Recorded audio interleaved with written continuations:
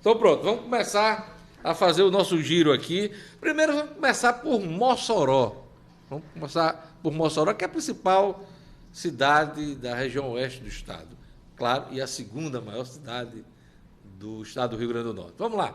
Como é que está o quadro aí em Mossoró?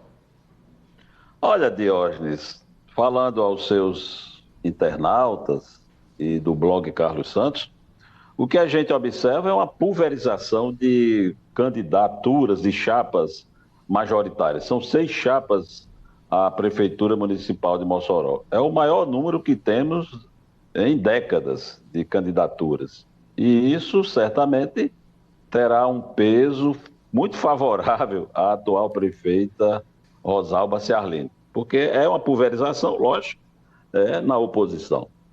Pois é diferente do que pode ocorrer aqui em Natal, né? Muitas candidaturas que podem prejudicar o plano do atual prefeito de tentar vencer a eleição do primeiro turno. Aqui em Natal, né? Carlos, você deve estar acompanhando e acompanhou aí pela Claro, claro. imprensa. A gente também fez menção aqui no Diário da Manhã. São 14 candidaturas. E esse excesso de candidaturas, essa pulverização, pode prejudicar aqui em Natal, porque tem segundo turno, a possibilidade de um segundo turno. Não é o caso de Mossoró, né? Exato. Mossoró tem pouco mais de 175 mil eleitores cadastrados e, claro, muito longe dos 200 mil eleitores que ensejariam um segundo turno, um eventual segundo turno. Isso, isso. Vamos às candidaturas. A atual prefeita Rosalba Ciarline é candidata à reeleição, mas mudou o companheiro de vice, né? Tinha uma companheira de vice e agora vai ter um companheiro de vice. Vamos lá, vamos começar com a prefeita candidata à reeleição. Você vai ter dessa feita a prefeita Rosalba Ciarline com o empresário Jorge do Rosário, do PL. Jorge do Rosário foi seu adversário em chapa em 2016. Ele era vice de Tião Couto, outro empresário. Nós vamos ter também a deputada Isolda, do PT, tendo Gutenberg Dias, do PCdoB. Eles Oh, são candidatos também esse ano. Gutenberg Dias foi candidato a prefeito em 2016, com um nome indicado pelo PT sendo vice. Nós vamos ter também o deputado estadual Alisson Bezerra, com o empresário Fernandinho, das padarias. o Nós vamos ter Alisson, que é deputado estadual deputado e estadual, está afiliado ao Solidariedade, ao né? Solidariedade, exatamente. Nós vamos ter Irmã Seição, do PTB, com Noara Aritana, do PMN. Nós vamos ter também a candidatura de Cláudia Regina, do DEM, ex-prefeita, cassada em 2012, com a companhia de Daniel Sampaio, do PSL. Então, são candidaturas que estão postas para a disputa municipal, além do PSOL, também com o professor Garcia e a vice Yasmin Dias. Eu queria que você me desse detalhes sobre a chapa, no caso da prefeita Rosalba Ciarline. Ela preferiu aí mudar a vice, mas havia uma articulação para que a vice fosse ocupada pelo grupo da ex-deputada Sandra, né, vereadora hoje, e, e tentou-se colocar Larissa como vice de Rosalba. O que aconteceu que essa aliança não saiu? Conta pra gente os detalhes. Olha, na verdade, não saiu hoje como não saiu em 2016. Quando houve a atração do grupo da então deputada federal Sandra Rosado para o sistema político do rosalbismo em 2016, a então deputada não, a ex-deputada, porque ela não se reelegeu em 2014. Quando houve essa atração, a expectativa criada no grupo de Sandra Rosado era que Larissa Rosado fosse ser vice ou o então vereador Lairinho, ambos seus filhos. Mas de Lairinho, que momento algum, inclusive era secretário, está secretário de Rosalba, né? exatamente. A expectativa do grupo era essa, alimentava-se esse sonho de uma chapa Rosado-Rosado. E o grupo de Carlos Augusto e Rosalba Ciarlini disse não, naquela época, inclusive quando o grupo estava chegando com força bem maior do que tem hoje. E agora, em que a atmosfera é muito mais carregada e mais complexa, é que o veto foi mais incisivo e consistente. De tal modo que o grupo de Sandra Rosado e da ex-deputada estadual Larissa Rosado esteve a ponto de romper, sendo uma composição muito esperada no palanque da deputada estadual Isolda. Mas esse fechamento de entendimento acabou não ocorrendo. Pois é, essa possibilidade veio forte aí na última semana, mas não se concretizou. E eu lhe pergunto, com este novo veto de Rosalba ao grupo de Sandra / Larissa, elas vão se afastar? Esse veto tem a força da separação, Carlos? Eu acho que eles nunca promoveram uma união em todos os termos, quando a gente fala sobre política e quando a gente traça ou rebobina a história do clã Rosado de Mossoró. Ou seja, eles se afastaram. Eles sempre se trataram, apesar da aproximação, com desconfiança, é isso? Eu costumo dizer que o que há de mais verdadeiro entre Sandra Rosado e Rosalba Ciarlini é uma sincera hipocrisia. As duas se detestam, né? Parece que com os vetos essa coisa vai se confirmando. Larissa passou... Oi, diga. Diógenes, de tal modo que na convenção municipal ocorrida essa semana do PSDB, o partido de Sandra Rosado, de Larissa Rosado, Sandra fez um discurso muito vigoroso e, em momento algum, falou da aliança do PSDB com o PP da prefeita, mas sim defendeu insistentemente a luta, o trabalho para a eleição de uma bancada numerosa e vigorosa. Ao mesmo tempo, traçou um perfil sintético da sua história de luta como parlamentar, como líder do grupo, e disse que era uma mulher sem medo, absolutamente sem medo, depois que sepultou no início desse século um filho, vereador à época, Vaneto. Então, essa é a relação muito clara que as duas bandas da família Rosado têm e que a gente reporta aqui para você e para os seus internautas. O Carlos, e Sandra dá lugar a Larissa na eleição deste ano, né? Ela não vai ser candidata à reeleição, Larissa é que vai tentar ocupar essa vaga, é isso, né? Exatamente. Sandra Rosado abdicou do projeto de ser candidata à reeleição. A justificativa, a princípio, que seria uma forma de viabilizar um espaço político para Larissa, pura e simplesmente. Mas não é verdade. Há dificuldades e temor de uma não reeleição de Sandra, o que poderia naufragar de vez o grupo que ela lidera. Larissa é uma pessoa que tem maior identidade popular, vem de algumas derrotas, coleciona 4 derrotas a deputada à Prefeitura Municipal de Mossoró e 2 à Assembleia Legislativa. Então, foi o momento de fazer essa mudança no sentido de viabilizar a manutenção, pelo menos, desse mandato do sistema de Sandra Rosado. Lairinho continua secretário de Rosalba depois deste novo veto? Continua. Na verdade, as duas bandas da família acabaram se entendendo para que o sistema de Sandra continuasse no governo. E o papel que Lairinho Rosado, ex-vereador, cumpriu nessa articulação, nessa costura, na busca de um entendimento, de um armistício, digamos assim, foi muito significativo, muito importante.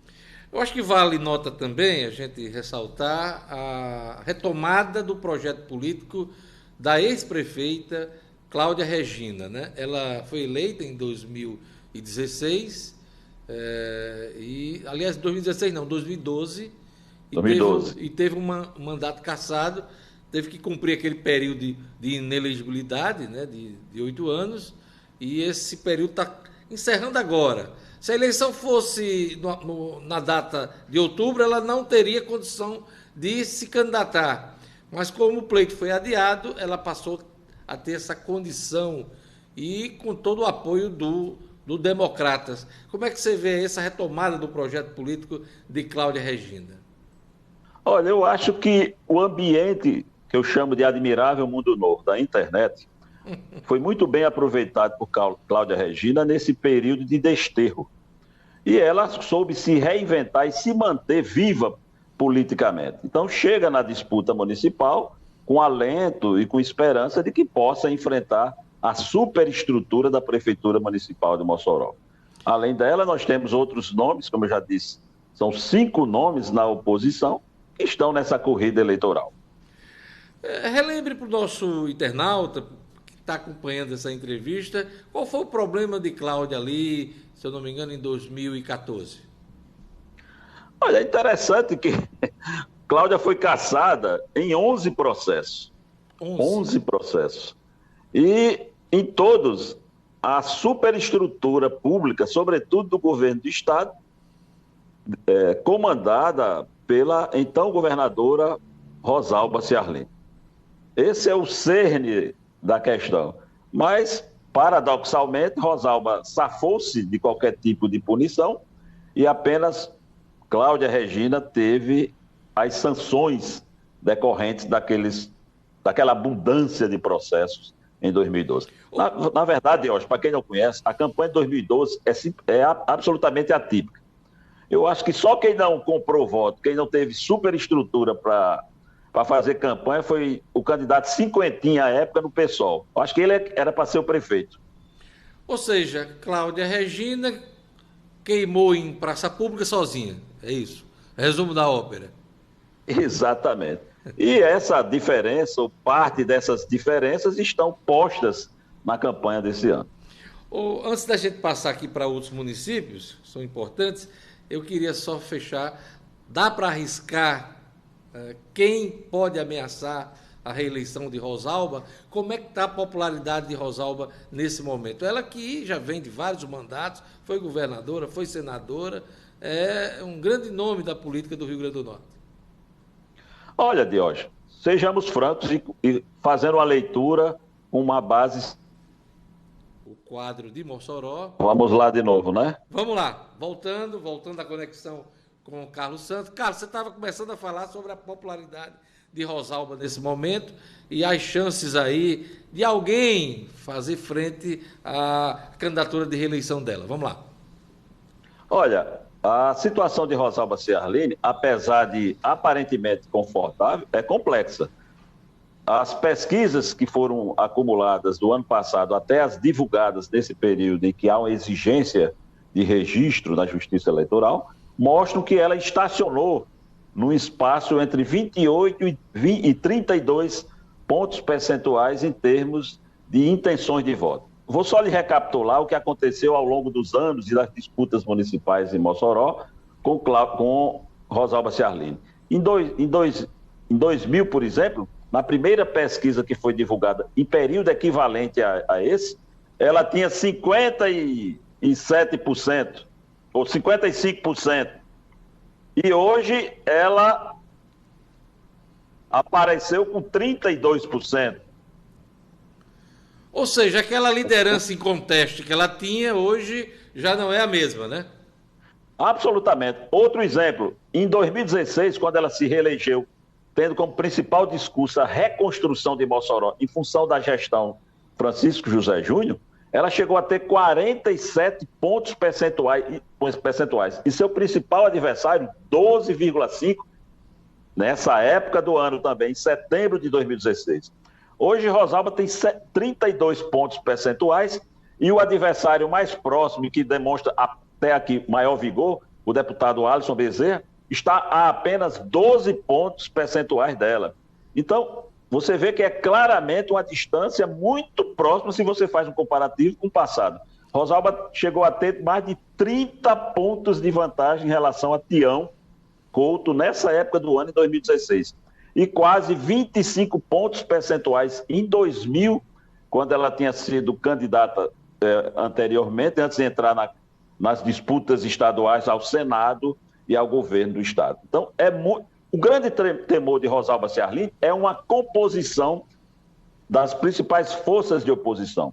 As pesquisas têm demonstrado que a grande maioria do eleitor não quer Rosalba, mas é preciso que alguém, um desses candidatos da oposição têm a capacidade de catalisar essa insatisfação e se projetar em condições de realmente vencê-la.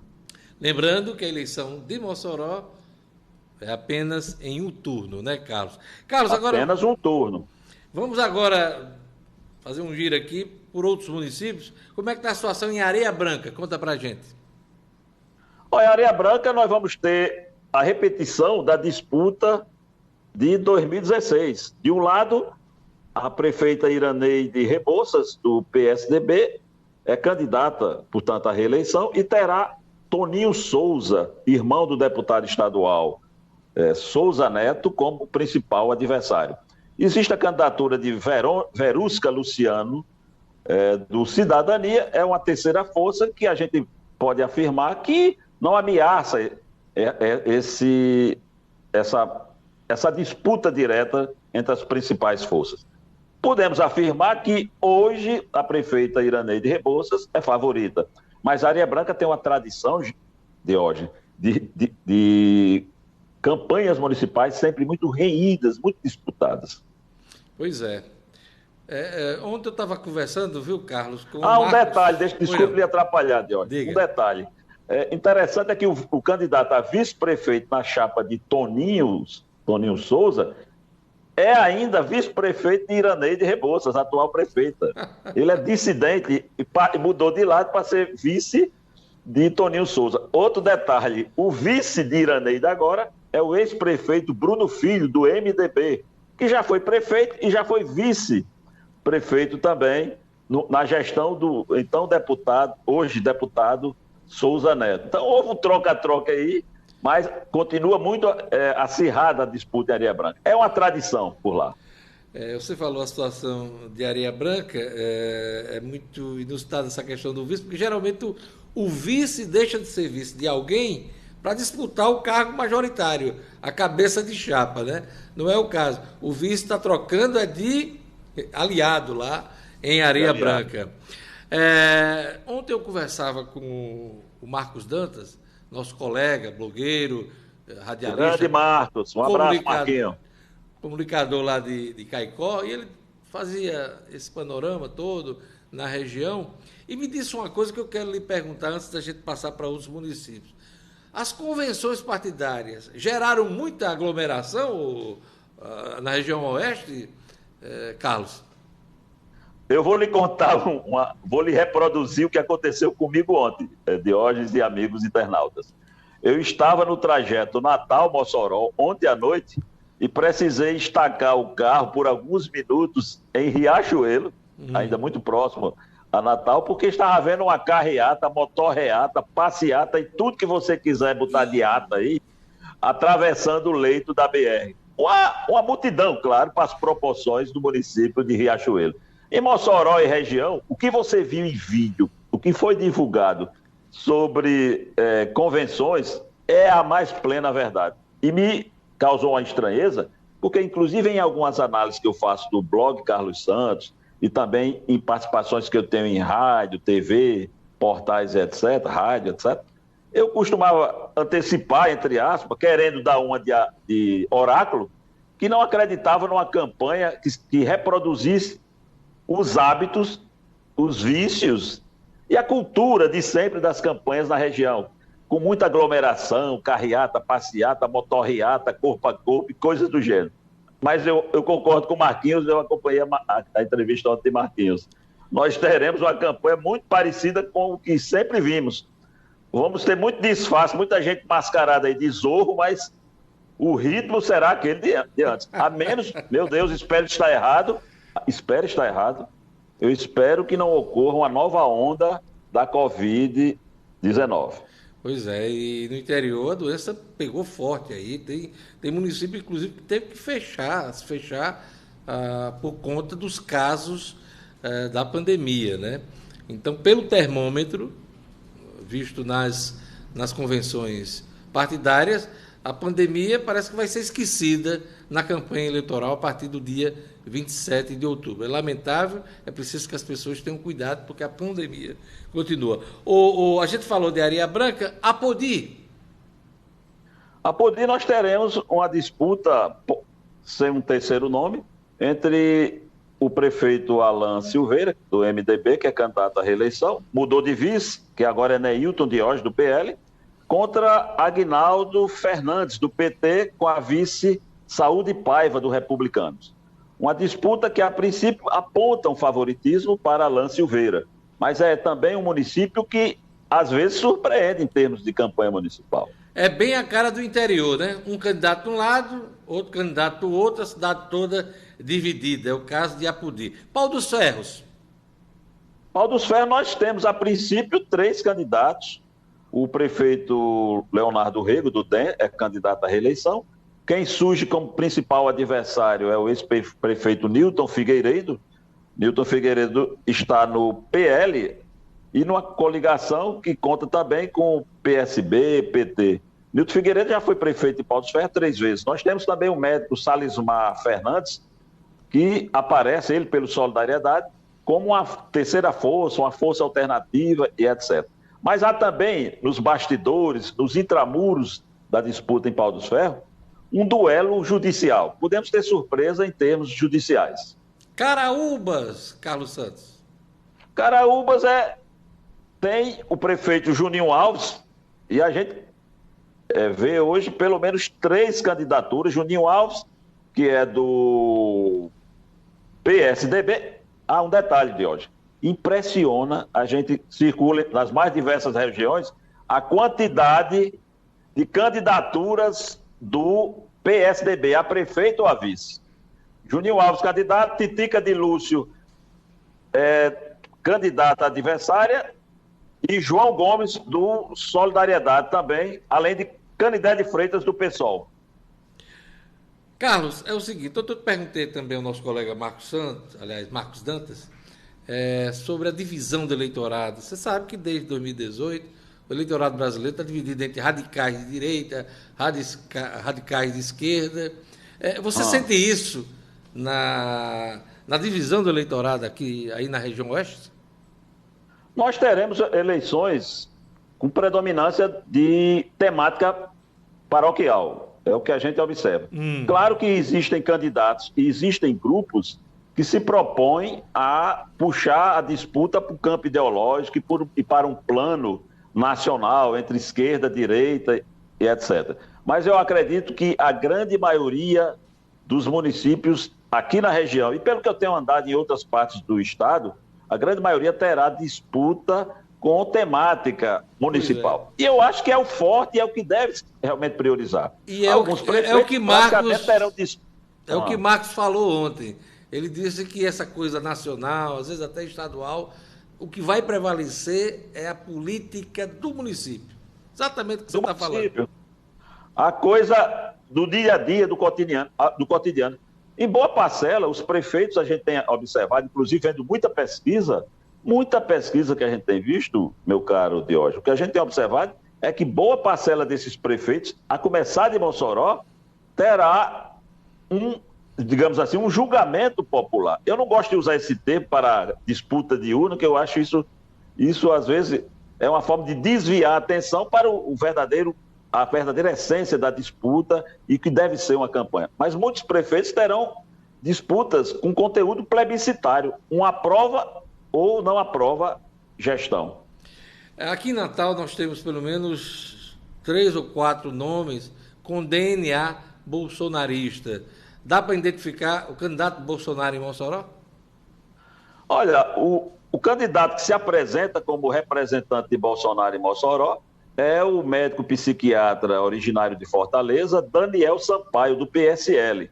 Mas ele mesmo já foi descredenciado pelo deputado federal Girão como representante do bolsonarismo. Havia a possibilidade de um outro nome, a médica Ângela Schneider, do PRTB, ser candidata, mas a sua candidatura foi retirada. O PRTB terá apenas nomes à Câmara Municipal. A nominata de vereadores, né? Até a convenção, o nome dela... Até a convenção, o nome de Ângela Schneider estava bem cotada, né, Carlos? Seria um nome natural, entre aspas, para disputa, mesmo sem a gente observar vigor. Nem vigor nela, nem vigor de Daniel Sampaio, que foi, até a 25ª hora, pré-candidato a prefeito. Mas trabalhou para ser candidato a vice-prefeito de Rosalba Ciarlini. Trabalhou até a 25ª hora, sobretudo oferecendo tempo de rádio e TV e uma suposta oferta em termos de recursos do fundo eleitoral. Tudo isso. O que é garantido é o tempo de TV. A questão do fundo eleitoral, eu tenho lá minhas dúvidas. Se esses recursos serão realmente destinados a Mossoró, sobretudo agora que ele é candidato a vice de Cláudia Regina, e não a prefeito de Mossoró. Eu perguntei sobre Bolsonaro a você porque tem pesquisa do Datapoder circulando hoje na imprensa, dando 49% dos brasileiros aprovando o governo de Jair Bolsonaro. E a 44% desaprovando, né? E essa pesquisa do Poder 360, no momento em que o presidente tem alta na popularidade por conta do pagamento do auxílio emergencial. Pela primeira vez desde o início da pandemia, o IBOPE vai voltar às ruas na semana que vem para fazer seu levantamento encomendado pela CNI. As pesquisas já começam a pipocar. Eu queria agradecer a participação de Carlos Santos, jornalista, comunicador, blogueiro. Quem quiser acompanhar aí as notícias, os comentários sempre precisos do Carlos Santos, acessa lá o blog do Carlos Santos. Ele também tem a coluna do Herzog dentro do conteúdo dele e é uma grande referência do jornalismo da região oeste do estado e de todo o Rio Grande do Norte. Carlos, muito obrigado. Quero contar com você em mais oportunidades para a gente bater esse papo, fazer essa conexão Natal-Mossoró. Deus, eu que agradeço. Primeiro, a generosidade de suas palavras, mais do que o convite. Porque o convite, eu acho que seria, entre aspas, natural pela relação de amizade que nós temos e pela atividade e o conteúdo que você precisava que eu dissertasse. Mas eu acho que isso aí tem compadrio, tem camaradagem para você fazer tanto elogio. Mas muito obrigado e espero voltar aqui. Eu acho que há um respeito muito grande. Eu respeito pelo que você faz e você, claro, respeito por todo o trabalho que nós fazemos aqui com nossas equipes, você que acompanhou isso de perto. Obrigado, boa sorte. Tenho acompanhado seu Instagram. Dessa história, nos primeiros momentos eu partilhei e compus essa equipe como colaborador. Isso, por isso mesmo. E eu tenho acompanhado o seu aos vivos no Instagram, viu? Bacana você sempre marcando uns encontros interessantes enfim, com a nata do mundo jurídico, jornalístico, empresarial, muito bacana. Está de parabéns. Muito obrigado e até uma outra oportunidade. Vou para o Bloco Carlos Santos, toda segunda-feira às 21 horas. Valeu. Um abraço.